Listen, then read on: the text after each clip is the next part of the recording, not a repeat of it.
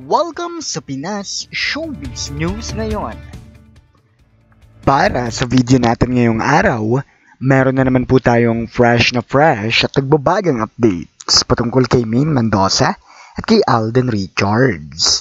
Kung tunay mong mahal si Maine Mendoza at Alden Richards at ngayon ka lang nakadalaw o di naman kaya ay naligaw sa channel na ito, please po, i-click mo na yung subscribe and bell buttons para lagi kang updated sa mga kaganapan kina Maine at kay Alden. Ang pag-uusapan po natin ngayong araw ay dalawang bagay. Una po, ito po ay may kinalaman po sa tumitindi pong bangayan sa social media. Paano nga bang bangayan sa social media ang kanilang dinadanas? Bangayan po ng mga fans na ang kanila pong pinagpipilitan. Sa wakas daw po, si Alden ay nakawala na sa love team nilang dalawa ni Maine Mendoza. May mga nagsasabi naman na hindi si Alden ang nakawala, kundi si Maine Mendoza. Ba't nga ba sila nagkakagulo sa ganito? Talagang pinaabot pa po nila ito sa mga social media platforms, ganun na rin po sa mga pipitsuging dyaryo, no? Sa dyaryo at sa tabloid, na meron po tayo dito na konektado po kina Panot. Okay? At bukod nga riyan, pag-uusapan din natin, ito pong ginagawa ng AAA kay Maine Mendoza. Ang ginawa po kasi ng AAA ay pumunta na po sa punto na iniaalok po nila si Maine Mendoza para po mag-endorso ng kung ano-ano mga produkto. Yan po ay batay po sa kanila mismong management. Lahat po yan, sabi ko naman sa inyo, atin pong pag-uusapan. Basta't may kinalaman kay Maine at kay Alden, hindi po natin palalagpasin ng mga bagay na yan. So kahapon nga po, excuse me po. Kahapon po, akala ko po ay okay na ako. Medyo nabinat lang. Pero ngayon, getting there na rin po, no? Pagaling na rin naman po tayo. So, pinayagan na rin naman po ako na mag-record ng may-ari ng channel na ito. Maraming salamat po sa pag-unawa, at maraming salamat po sa walang humpay at walang sawang paghihintay po sa akin. Pasensya na po kayo kung ganito po ang boses ko, pasensya nyo na po muna. At ngayon, pag-usapan muna natin ang mga komentong napili ng aming team patungkol sa mga updates natin. Nito lang. Unahin natin na naging komento nitong si Melinda Calyon 9995. Sabi niya rito, thanks God at gumaling ka na Mr. Pinas sa iyong karamdaman. Stay healthy kayong dalawa ng Lola Granny mo. Thank you din sa update mo sa pinakamamahal nating matured couple. Team kampante ako na mag-asawang totoo sina RJ at Nika Maine Fulkerson and kids, pinaglalaban ko dito ang katotohanan. Ang Sarsuela Group nga ang kakapal ng muka, puro kasinungaling nga naman ang pinaglalaban. Doon tayo sa katotohanan. Huwag magbulag-bulagan, huwag magbingi-bingihan. Shame on you, AAA. Yan ang mismanagement ng kawawang ma-Maine natin, May kalalagyan din kayo, intayin namin yan. Well, sa totoo lang po, Miss Melinda, kahapon po ay nagulat din po ako sa aking sarili na medyo nilalagnat pa po pala.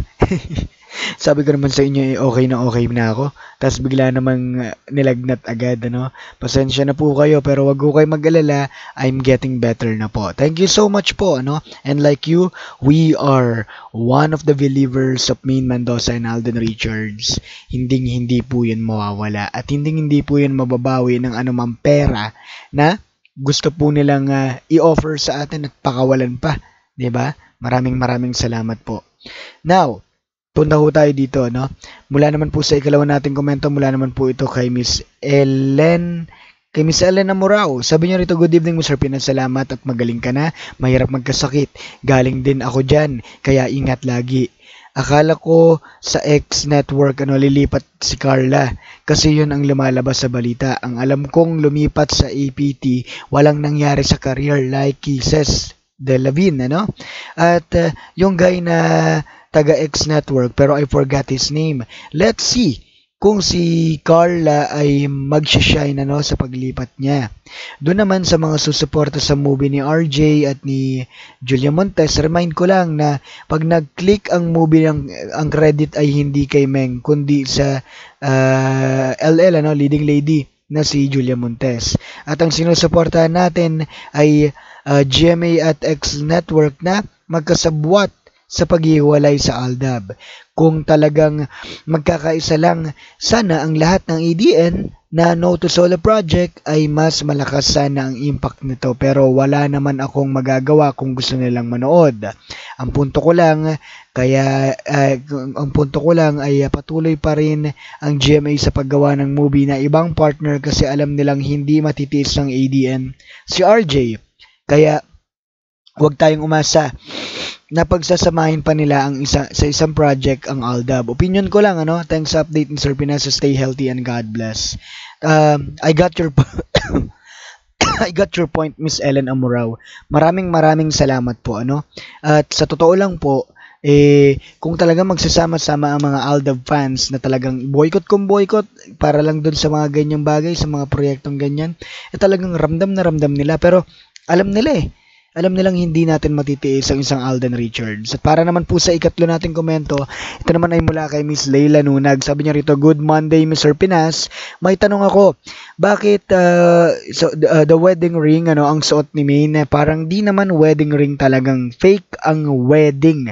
Na may napanood ako sa YouTube, sa Magandang Buhay guest, si Panot Mother User, at yung artista ba, yung isang kapamilya nila, tinanong si Panot kung kumusta ang bagong kasal. Ang sagot ni Panot, masaya pero ang muka parang di naman masaya.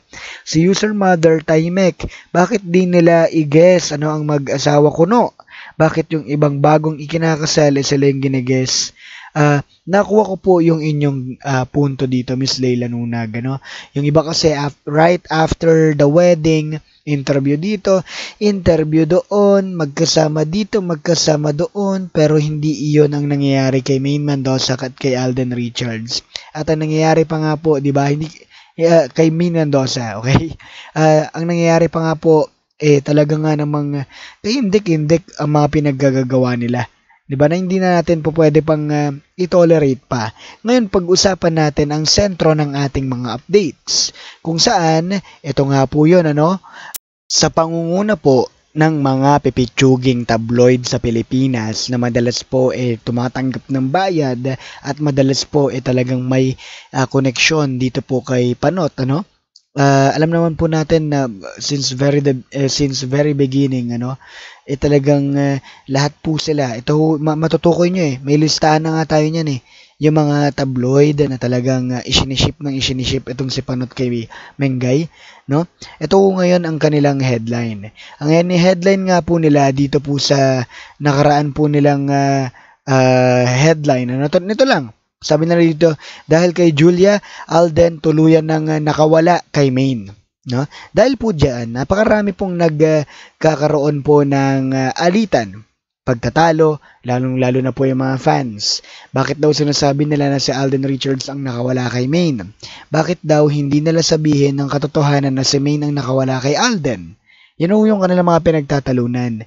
Na bilang isa pong tagagitna, isa pong tagahanga ng isang Maine Mendoza at Alden Richards, alam naman po natin yun na sobrang saya lang natin dahil nakikita natin sila kung paano mag-away-away, kung paano sila magtalo-talo ng walang kasense.